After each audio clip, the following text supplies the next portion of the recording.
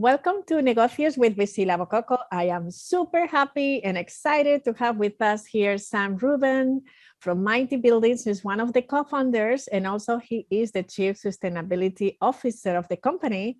And we're gonna just speak about building, construction, and different ways of doing things in a more sustainable world. So welcome. Well, thank you so much for having me. Well, Sam, tell us how you became interested in construction. Well, I've always loved building things, whether it was Legos when I was a little kid or building theater sets in high school for 4 years of high school. And then more recently, before Mighty Buildings, I was actually working as a sustainability consultant, helping organizations optimize their bottom line by reducing their production of use of energy, water, the production of waste. And so a lot of that was looking at the built environments, looking at the building envelopes, the windows, the lighting, the HVAC systems, and really been fascinated by it because housing and construction are such a big lever in addressing lots of big problems. I mean, 40% of all global emissions are tied to the built environment, 11% from the actual construction phase, and then another roughly 30% from the energy use of the buildings during their lifetime. And that doesn't account for what happens at end of life. So if we can figure out how to build more sustainably, there's a huge opportunity to have a big impact on the climate crisis. But there's also huge social implications for figuring out how to build better. And because we're seeing housing scarcity across the world, it's particularly acute here in the Bay Area where Mighty Buildings is located, but it's something we're seeing more and more over the entire globe. And according to McKinsey, is on track to impact 1 in 3 urban dwellers by 2025. So it's a major issue that if we can figure out how to solve it, we can begin to improve lives of people across the globe. And what you will say that is for you sustainability? For me, sustainability is about maximizing positive impact while balancing the needs of people, planet, and profit. And the reason I include all three in there is because you can have the most socially conscious, most environmentally sound company, but if you're not making any money, you're not going to have an impact because you're going to go out of business. So it's really about how do we balance all those needs so that we can continue to exist to have those impacts in the social arena, as well as with regard to the environment and the climate crisis. And what's the mission of Mighty Buildings? Mighty Buildings' mission is to build beautiful, sustainable homes using 3D printing and robotics to unlock the needed productivity in the construction sector to solve the housing crisis. And why the name Mighty? Well, because we're a mighty team. It's really happened. Yeah, so it really speaks to our vision, because what we're really hoping to do is change how the world builds for the better and really help existing players in the industry and existing labor in the industry do more. And so we really see that mission as a mighty goal, as something that's really big and has potential to have huge lasting impact for the humanity going forward. And so it's a bit audacious, I admit, but we feel that kind of the mighty emblem really exemplifies that. And so Mighty Buildings really made sense to us.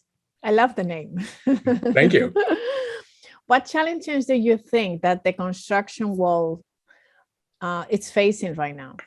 Well, I mean, the construction industry is facing a host of challenges. And a lot of this reflects the reality that because it is a conservative industry, which is understandable. I mean, the fact is that building codes are generally written in blood because things have gone wrong and people have been hurt and people have been killed. So there's an understandable conservative nature, but what it's meant is that it's really the last major industry that hasn't embraced new technology in order to unlock efficiency, to unlock new ways of building, to be more sustainable. A lot of places are still building using the same technology we used 100, 200 years ago. And when I say that, I mean places like San Francisco, like California, some of the heart of technology is still building in using these archaic tools. I mean, you could take a builder from a 1900s build site, put them on a site today.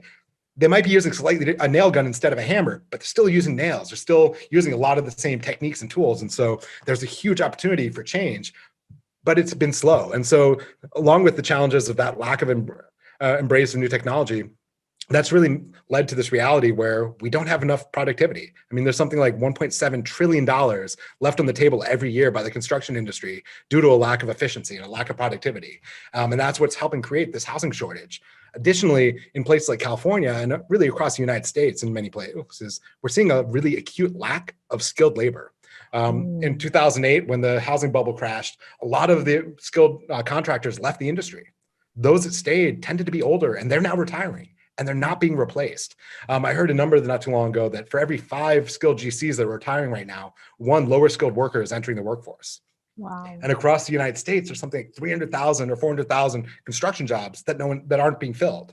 And so there's a real need to attract a new generation of workers into the industry, because many of those who used to come to the industry are going to programming, or going to the gig economy, or going into fields where they get to work with new technology, where they don't have to risk their lives on a daily basis, because framing and roofing are two of the most dangerous jobs in the country. And so there's an opportunity to embrace this new technology, to really shift how things are done, to attract that younger generation of workers, to create a safer work environment, and one that's more sustainable. As I mentioned, how construction is one of the biggest levers we can pull in helping address the climate crisis. And then you also have huge volatility that we've seen in the past couple of years in terms of lumber prices, in terms of availability of lots of materials due to the backups in the supply chain that we're seeing, increased prices in steel. And so we're seeing these cascading impacts across the board. And that's one of the things that's really exciting about what we're doing, is that we're not using a traditional construction supply chain. We've created our own proprietary UV curable synthetic stone that allows us to print almost anything. But right now we're focused on some designs you can see on mightybuildings.com that we're currently selling direct to consumers, and then beginning to move into the B2B space and doing developments and really deploying those at scale as a tool for industry. Mm-hmm. And how did you manage to raise 22 million in the last fund round that you have for the company? Yeah, so we've been lucky to have an amazing group of investors, including Khosla Ventures, which is led by Vinod Khosla. We've got Arcturn Ventures, which is one of the leading climate-focused investment firm.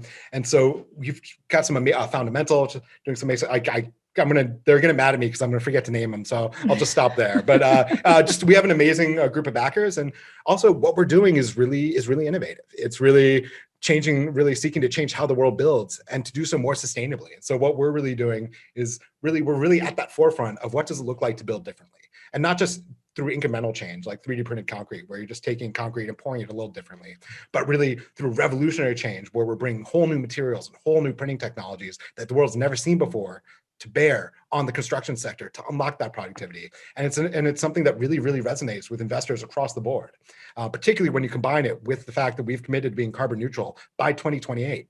Because the reality is, based on what we've seen from the IPCC and all the reports, the situation's so dire that if we're waiting till 2040 or 2050, that's too late. We have to cut emissions by half in the next 5 to 10 years to have any chance of a semblance of life as we're used to. And so we're one of the few companies that's really out there creating revolutionary change in what it looks like to build sustainably. And so that's something that's resonating across the board, both with traditional investors as well as more ESG focused investors. And what's your end game with Mighty Buildings? Do you have an end game? Yeah, so our vision is to be a tool for industry. So where we're headed is a production as a service platform that's deployed through a distributed network of factories across the country and across the world in areas where we have builder developer partners, so that we're not exporting California construction costs, because that's silly. California is one of the most expensive places in the world to build. So that means that we can take advantage of the local economics, so that units produced out of those factories reflect those local economies. We can provide not just housing for those markets, but also jobs, so that we're helping drive economic development, economic growth in those regions. And because of the nature of how we build with 3D printers and robots, we can set up in a small footprint. So we have a micro factory concept that in a 50 foot by 50 foot footprint can produce 100 units a year, and allows us to scale up or down depending on the needs of a local region. And we can deploy that into existing warehouse space. Where I am right now is an old Pete's Coffee warehouse in Oakland. Wow. And we're right by the port, we're right by the airport, we're right by the highway, centrally located in the industrial heart of the city of Oakland. And that's our vision, is to be able to deploy these in those areas where there's opportunity and where there's need. And so that we're really helping those local communities, and not just sitting here in California sending things off, but really being a part of the fabric of those communities in solving their housing crisis in a sustainable way. Well, to wrap up, because you just have so much passion and you inspire me, tell us what you would say to the future generations that they're not looking into construction like a future for them and a career. What you would say to them? Well, I would say that I think they need to reconsider their notion of what construction can be.